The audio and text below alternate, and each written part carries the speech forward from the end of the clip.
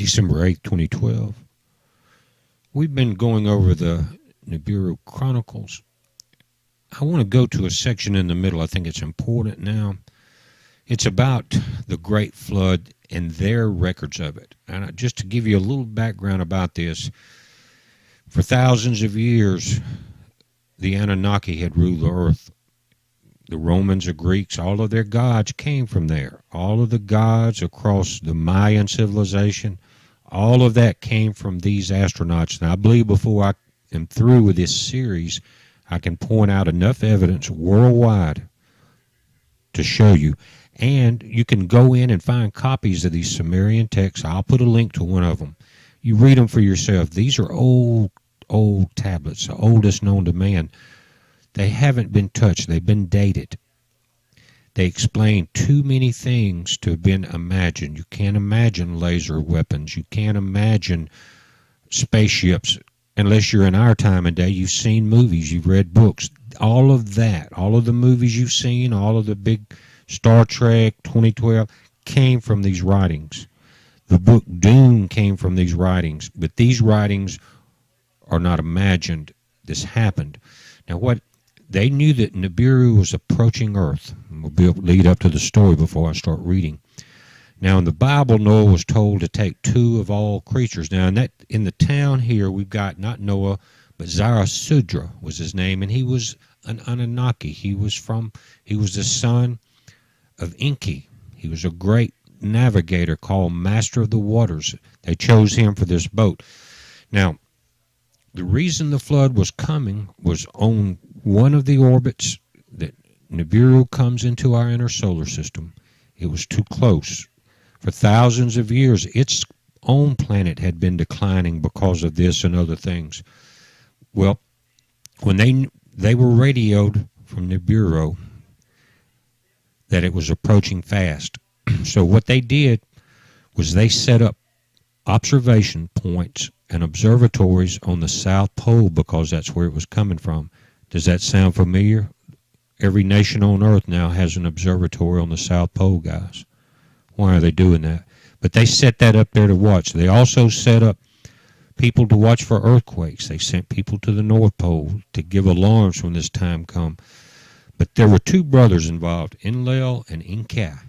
Now, Enlil did not want Enki to teach the humanoids that had been raised and their DNA changed to be slaves. They did not want them to know anything except that they were gods.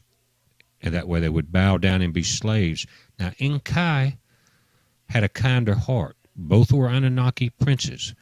But he had saw the human race evolve. He'd grown fond. His children had married into the human race.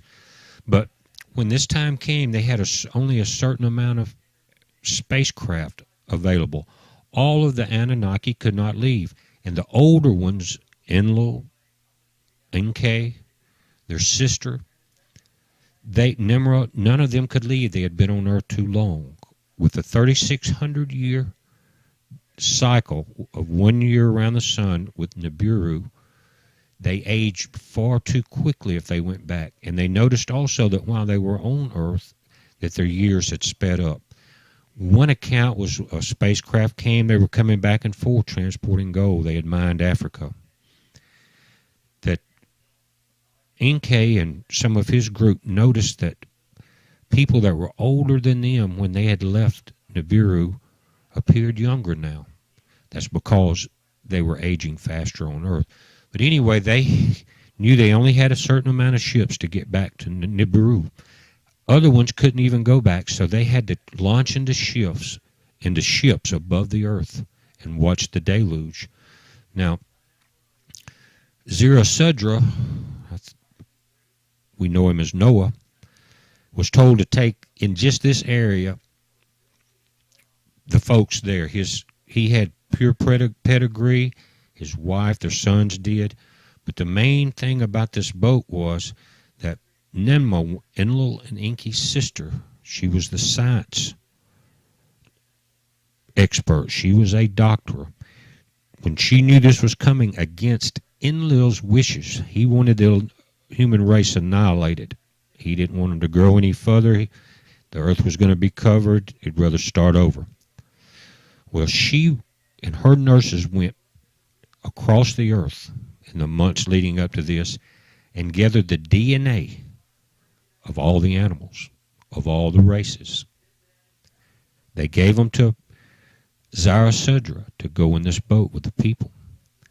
Now I'm going to read from there. It says, eager to see Zarathustra depart, the townspeople to the boat brought food and water.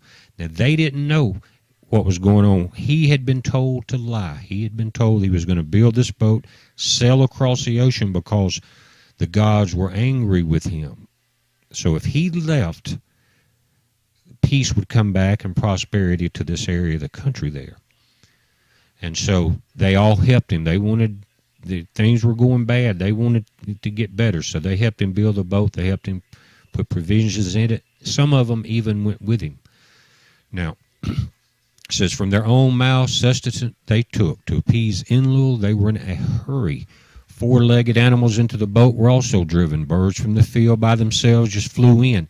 And to the boat, Zarathustra, his spouse and sons, embarked. Their wives and children also came. Any who to the abode of the Lord Inkai wished to go, let them too aboard come. In other words, he didn't shut the doors. Just a lot of them didn't want to leave. They thought, well, if it's going to get better, let's just hang here. It said, so to Zarathustra, together the people announced, envisioning Enlil's abundance, only some of the craftsmen, all Lord of the great waters, to the boat came. He was going to be the navigator. A son of Inkai he was to be the boat's navigator. He was selected. A box of cedar wood in his hands he held. Listen, guys. By his side in the boat he kept it. The life essences and life eggs of living creatures it contains, by the Lord Inkai and Ninmai collected. Remember, Inkai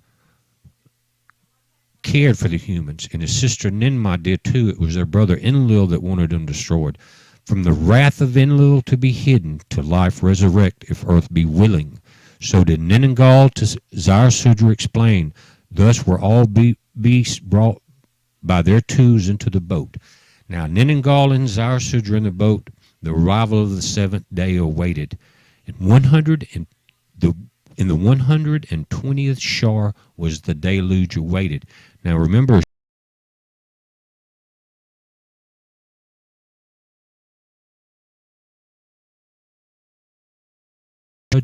was the deluge forming. He had 10 cycles, 3,600 years, guys. In the station of the constellation of the Lion was the avalanche looming. Now this is the account of the deluge that over the earth swept. And the Anunnaki escaped. They left in their ships. And now Zarathustra and the boat survived. 4 days before the days of the deluge, the earth was rumbling. Groan as it with pain it did.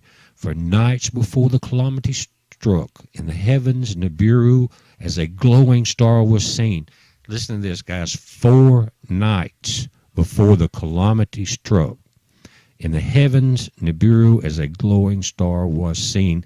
If you hadn't had that South Pole Observatory set up, they wouldn't have known it. They would have not had time. Then there was darkness in daytime, and at night the moon as though by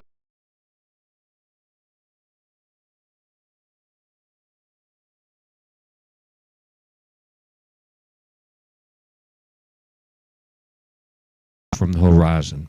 The morning's light to darkness changed, as though by death's shadow veiled. Then the sound of a rolling thunder boom, lighting the skies with lightning.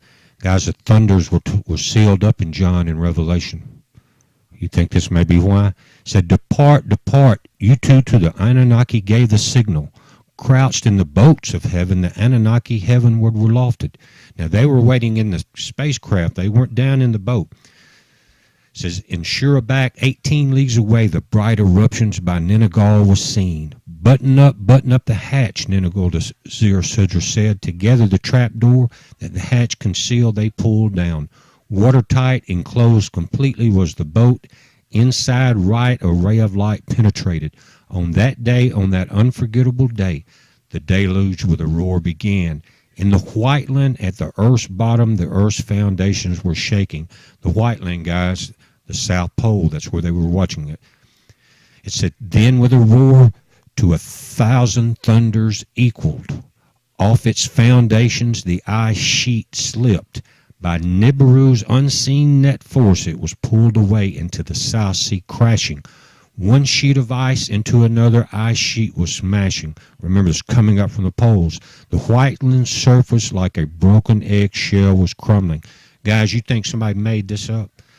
All at once a tidal wave arose. The very skies was a wall of water reaching. A storm, its ferocity never before seen, as the earth's bottom began to howl. Its winds, the wall of water was driving. The tidal wave northward was spreading. Northward was the wall of water onrushing. The Abzu lands it was reaching. There from toward the settled lands it traveled. Then Eden it overwhelmed. When the tidal wave, the wall of water sureback reached, the boats of Zir-Sidra, the tidal wave from its moorings lifted, tossed it about like a watery abyss the boat is swallowed. Though completely